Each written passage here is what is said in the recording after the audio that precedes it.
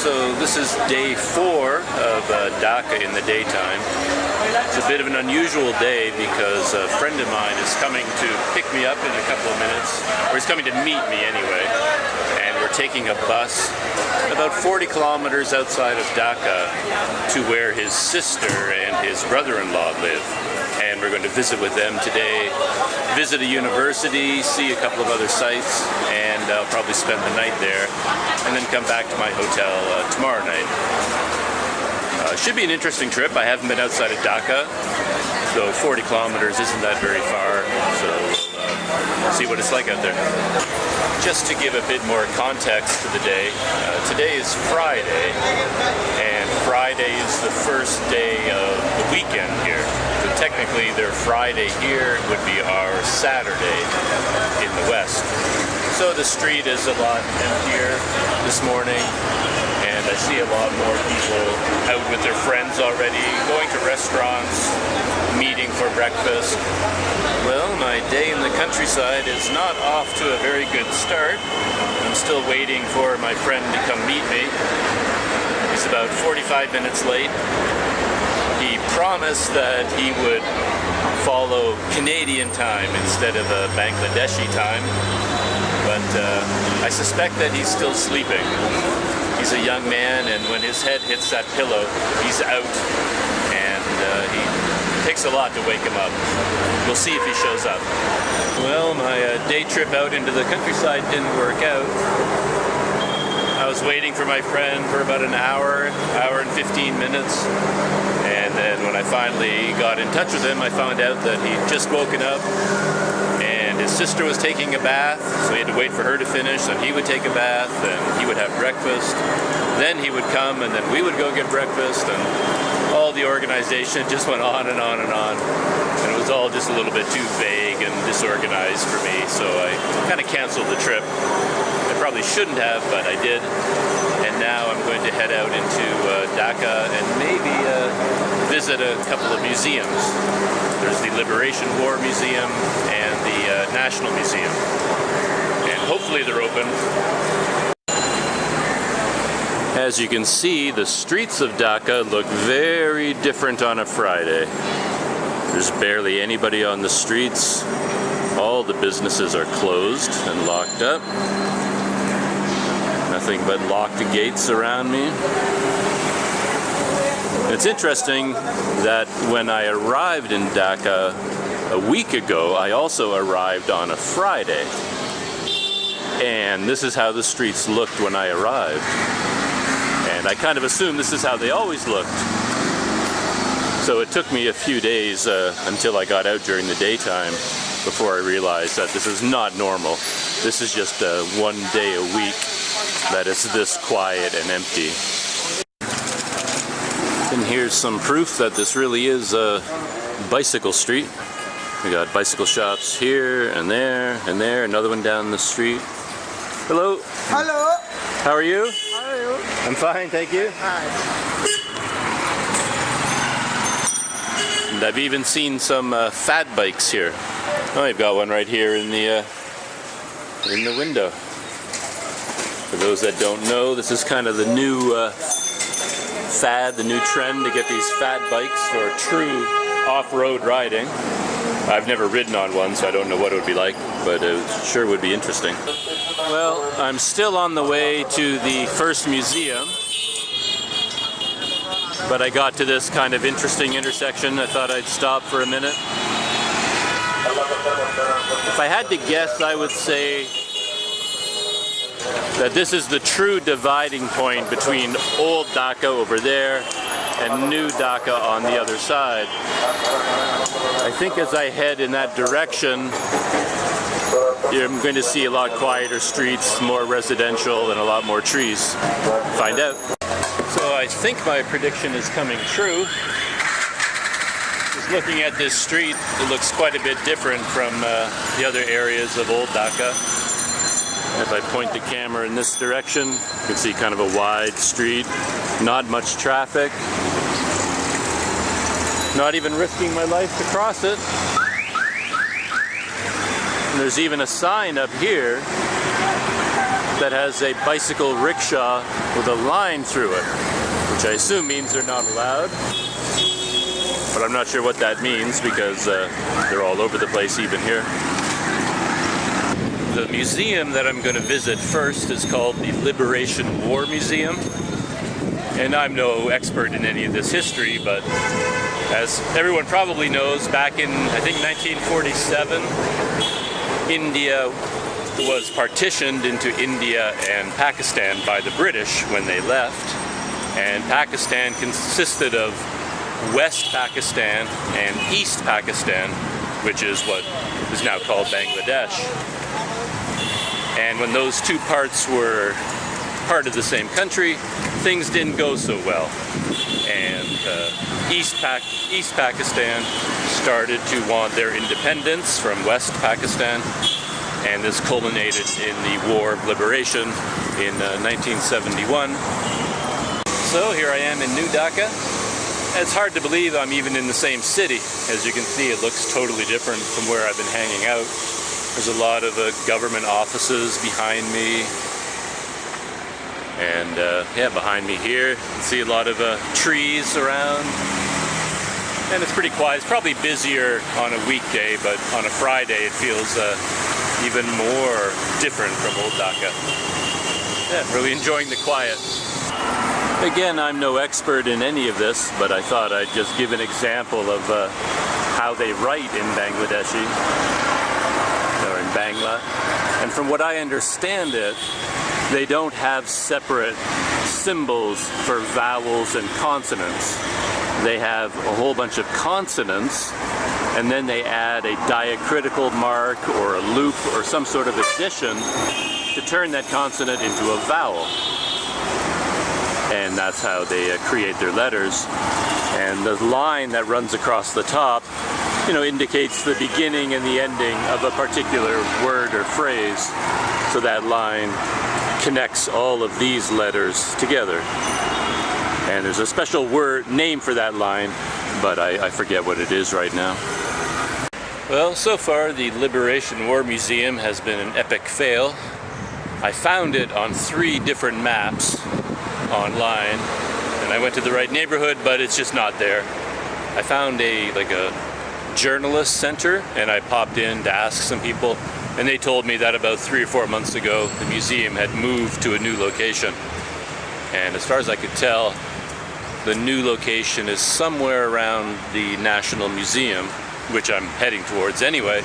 So I'm going to keep going in that direction and see if we can find it. But in the meantime, I found a very nice park to walk through.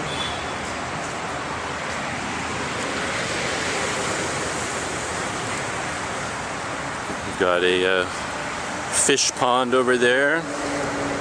Pretty sure that machine in the middle is one of those aerating machines. Churns up the water and gets air into it for the fish. Well, I struck out with the National Museum as well. That's the National Museum behind me. I found it, but it doesn't open until 3:30. I kind of knew that, but I was hoping my information was wrong, and that maybe it would open by noon or something like that. But I seem to be near Dhaka University, and it's quite a different scene from down in old Dhaka. I've talked to a few people here, and from what I can make out, most of these people are here to write exams. Why they're doing that on a Friday, I don't know. But you see a lot of well-dressed people here, a lot of students, and they're all clutching notebooks and folders full of papers, and they all appear to be here to write exams or prepare for exams. Well, I found my way into the university, and here is the Department of Television, Film and Photography. So since I have the camera, I'm in the right place. I still don't really know what's going on here. There are all these pamphlets and brochures on the ground. Everybody is holding one and then throwing it on the ground. I have no idea what any of these things are for.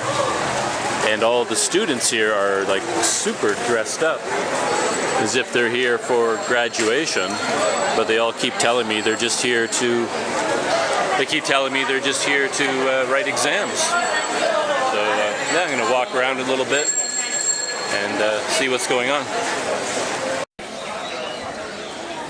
So this is a famous spot in Dhaka University. This is called the Module Canteen, and it was named after one of the leaders of the Bangladeshi independence movements, and he was killed on the night of March 25th, 1971, when West Pakistan police carried out an operation rounding up the intelligentsia, the leaders, and the students in East Pakistan, and Madhur was killed on that night, and this canteen was named after him.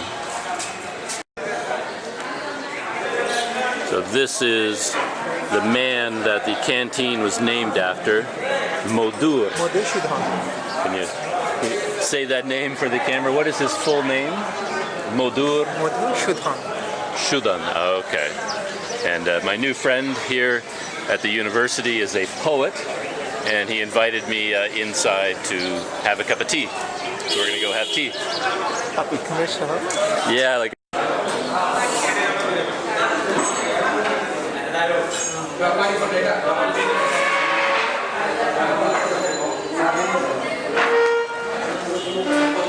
And up on the ceiling of the Modhur Cafe is the flag of Bangladesh.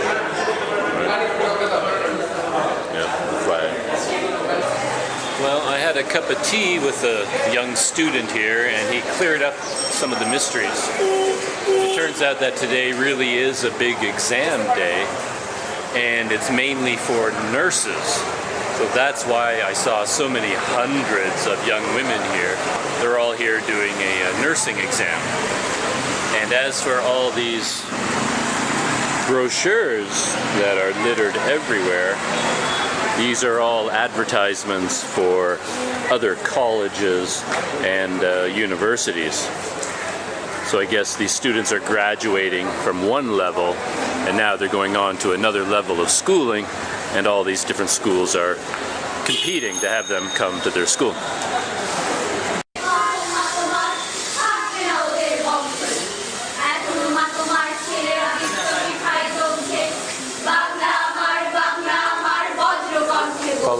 Yeah, it's a poem recite. Bengali poem recite. Poem? Yeah, poem recite. Okay.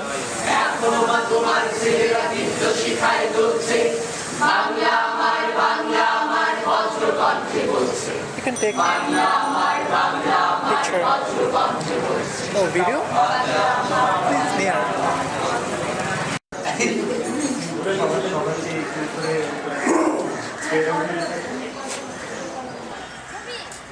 Well, I left the Dhaka University grounds, and across the street was another large park.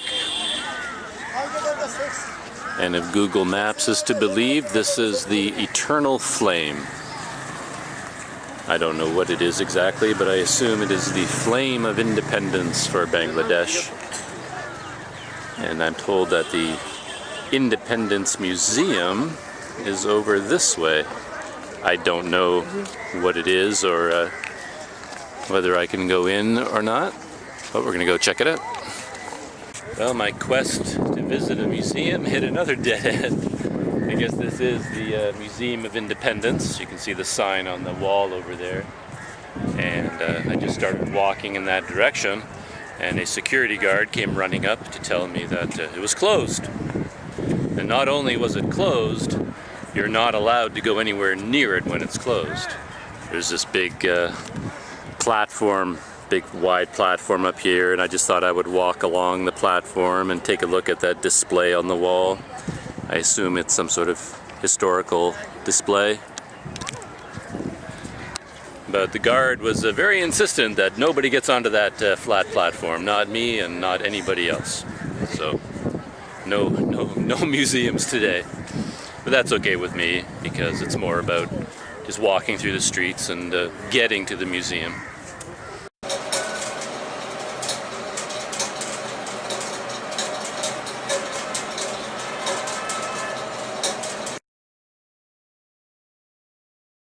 In In the last video, the bonus question was how many windows are there in my budget hotel room? 0, 1, 5, or 37? In a budget hotel room, the typical answer would be 0, because in a cheap room, you generally get no windows at all. But here in Dhaka, the surprises never stop. In this room, there are 37 windows, and here's how that works. Are you ready? Here are some of the windows. Start counting. And just in case you think I'm cheating, each one of these is a separate window, and there are lots more in the bathroom, for a total of 37.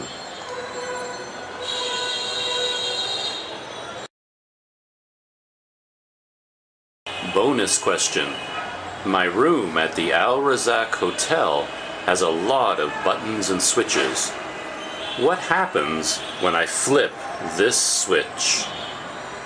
Put your answer in the comments below. Answer in the next video.